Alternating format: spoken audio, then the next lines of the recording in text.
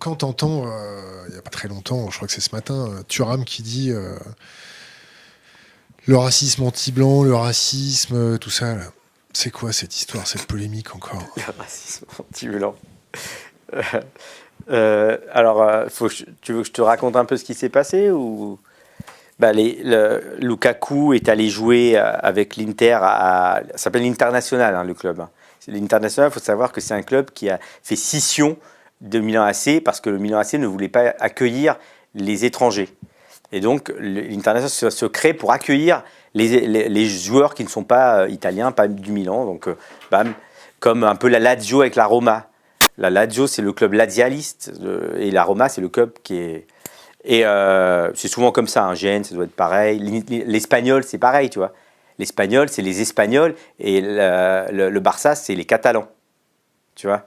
C'est pour ça que ça s'appelle l'Espagnol de Barcelone. Parce qu'ils accueillaient les Espagnols, les Castillans. Enfin, ceux qui parlent, je ne suis pas un expert. Hein. Et aujourd'hui, Lukaku, qui joue à l'International, ils vont jouer à Cagliari et il y a des cris de singe pour lui. Et donc il rentre, pas de réaction de personne, pas de réaction de la Ligue italienne. Il y a eu Moses Kean l'année dernière quand même qui avait été aussi victime de cris de singe. Et quand même le joueur Bonucci avait dit il est à moitié responsable de ça, comme si on pouvait être responsable du racisme. Enfin un noir était responsable de... Voilà, c'est ta faute si t'es noir, quoi. T'avais qu'à pas être noir. Et l'entraîneur Allegri avait dit c'est pas grave non plus. Et Bonucci avait joué capitaine. Et Moïse, il avait été sur le banc le match d'après. J'adore. C'était fou ces gens. Et là, Lukaku, les supporters de l'Inter ont fait une lettre ouverte, un petit communiqué, en disant voilà.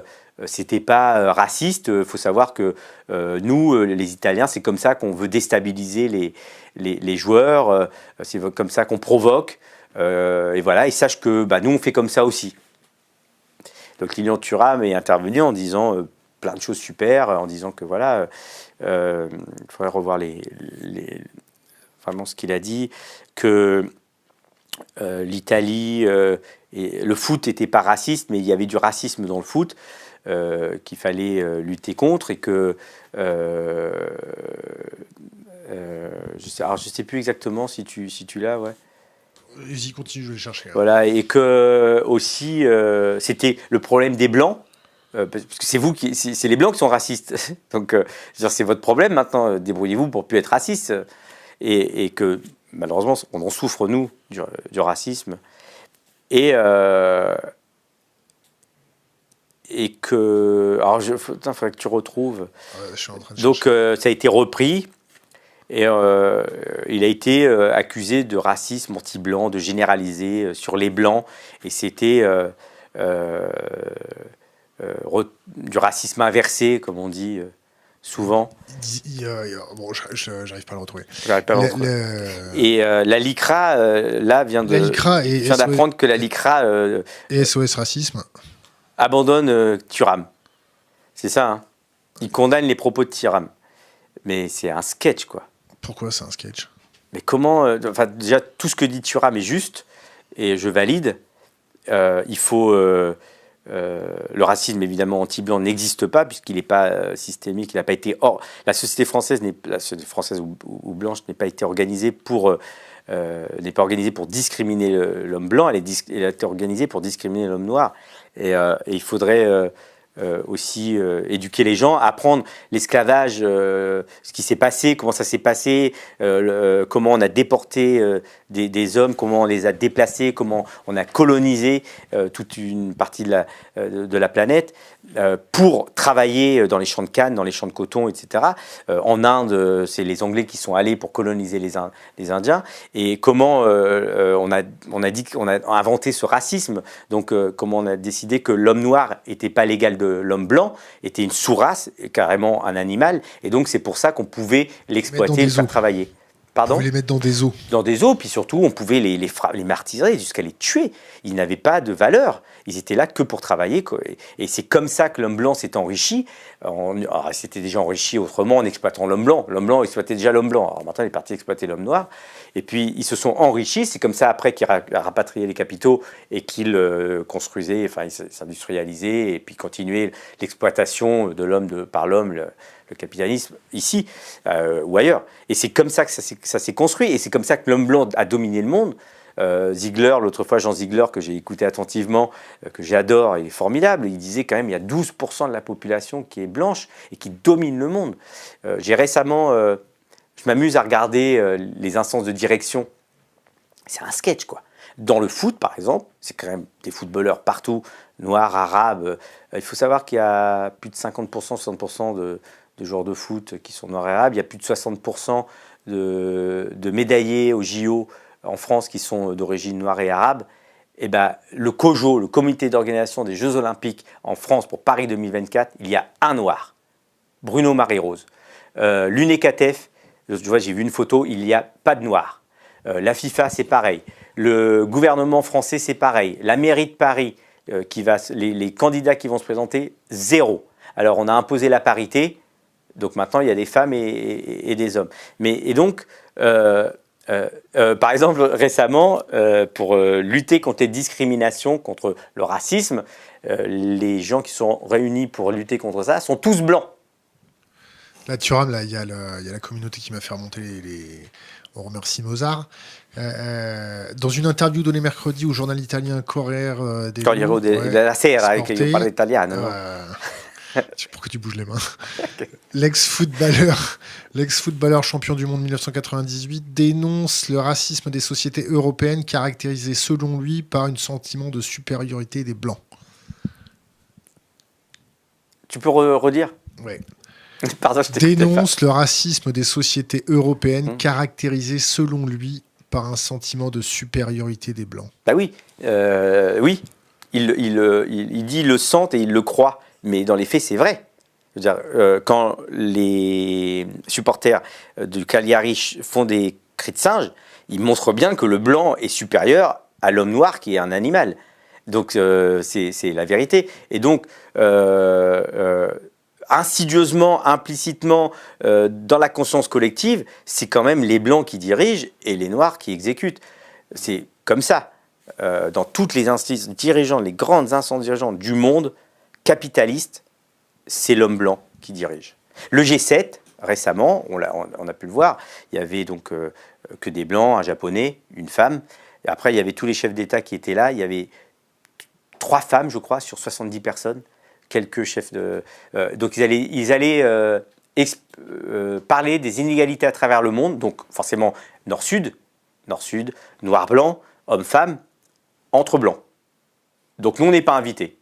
On va parler de nous. Tu sais qu'on est dans un monde où il y a l'Arabie Saoudite qui préside une commission sur le droit des femmes. Ouais, voilà. Donc, il faudrait quand même nous inviter et nous faire participer parce qu'on parle de nous. Il y a quelqu'un qui te pose une question. A-t-il reçu des cours d'histoire, notamment sur les déportations et émasculations des Noirs par les Arabes? Non, mais bon... Sur le racisme. Pourquoi il essaie de me piéger sur... Ah bah t'inquiète, ils vont tous essayer de te piéger. Ouais, mais tu sais, comment dire... C'est pas de piéger. Non, mais il peut me poser une question. Mais je vois pas pourquoi... comment dire... Par exemple, la LICRA aujourd'hui, SOS Racisme, s'ils sont pas d'accord avec Thuram, pourquoi ils se taisent pas? Tu vois, moi, je n'attaquerai jamais quelqu'un qui est proche de ma cause. Jamais. Je vais le soutenir ou je vais la fermer. Si le mec il merde, je vais la fermer. S'il fait des conneries.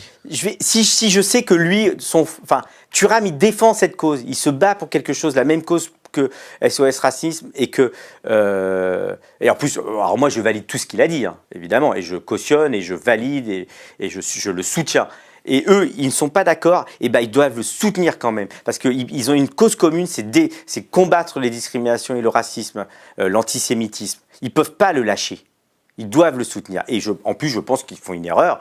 Ils se trompent. Et de toute façon, jusqu'à présent, je veux dire, pour Adama Traoré, ils n'étaient pas là. Hein. On ne les a pas vus. Hein.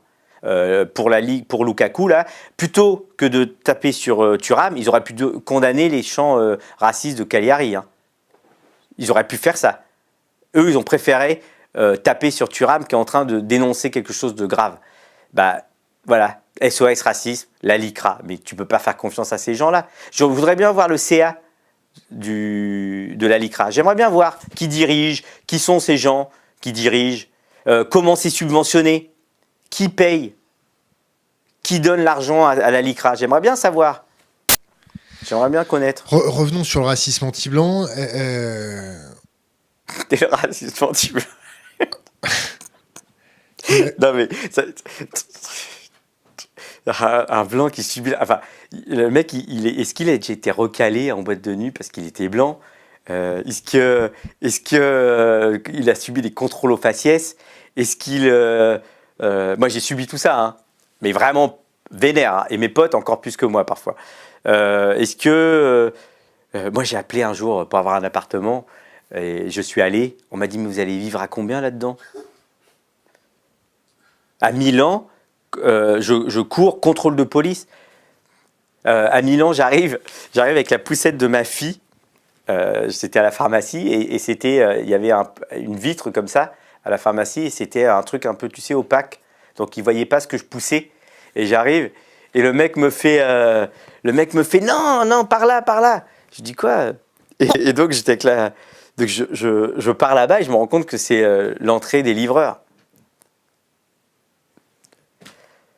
Enfin,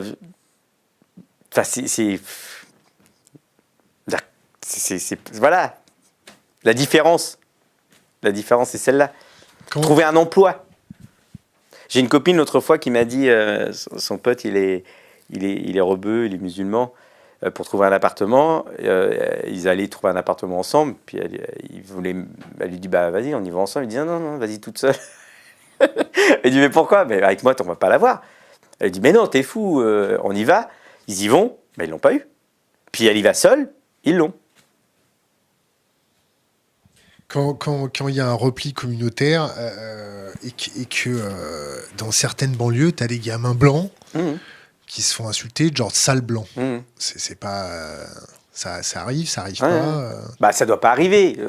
Ça, je le condamne. Et tout ce qui est méchant et qui peut blesser quelqu'un, voilà, voilà, c'est évidemment... voilà, faut pas le faire, c'est pas bien. Voilà, c'est tout. Faut pas que ça arrive, voilà. Mais si peut-être... je suis sûr que à cet endroit-là, les conditions de vie sont pas géniales et que, évidemment, à un moment donné, l'histoire de ces historiques des Noirs, des rebeux qui ont été martyrisés, colonisés, revient sur le blanc et c'est leur renvoyer ce qui s'est passé il y a des siècles. Donc tout ça, il faudrait le raconter, l'expliquer à l'école. Je viens d'aller en Martinique. L'histoire de la Martinique, c'est un truc de fou. Ah bah de la Guadeloupe aussi. Hein. Ouais, la Guadeloupe, mais ils finissent autrement. Il n'y a pas de béquets, par exemple, là-bas. En Martinique, il y a les béquets. 100 familles qui ont tout. Quand l'esclavage est aboli, on a indemnisé les Blancs et les Noirs n'avaient rien. Alors, vous êtes libres, mais vous n'avez rien. Alors, tu sais qu'à un moment, on pouvait acheter sa liberté quand tu étais noir. Tu pouvais te payer. Enfin, et là, les 100 béquets, alors, ils ont tout. Ils ont tous les terres. Ils ont tout l'économie. Ils sont sur des collines. Ils se protègent. Et ils n'ont pas de pouvoir politique parce qu'ils ne veulent pas. Par contre, c'est eux qui gèrent. Donc, par exemple, tu vois, quand il y a des grèves et tout, ils laissent faire un petit peu, puis au bout d'un moment, ils appellent le type qui est en charge, ils disent « Ouais, bon, les mecs, là, faut régler ça ». Ils appellent le préfet, ils font venir les keufs, et hop, c'est fini. Voilà. Et tout ça, géré, parce qu'en fait, il faut savoir que la Martinique appartient à la France, donc ne fait aucun commerce dans les îles Caraïbes, elle fait des commerces, elle fait partie de l'Union européenne, donc elle commerce qu'avec l'Europe, donc elle est gérée par la France, et la France ne veut pas lâcher. Enfin, ils ne sont pas libres encore là-bas.